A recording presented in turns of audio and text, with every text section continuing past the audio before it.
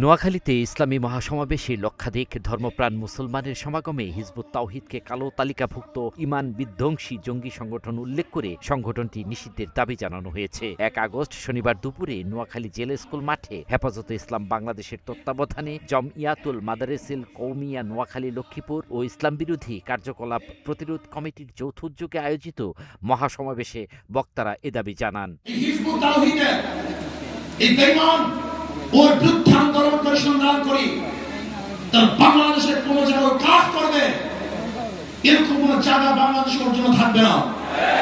সমস্ত জায়গা বন্ধ করা হবে, ওর প্রদর্শনা বন্ধ করা হবে, ওর কাজ বন্ধ করে ইনশাআল্লাহ হকের দাওয়াত গোটা বাংলাদেশে আমরা ছড়িয়ে দেব।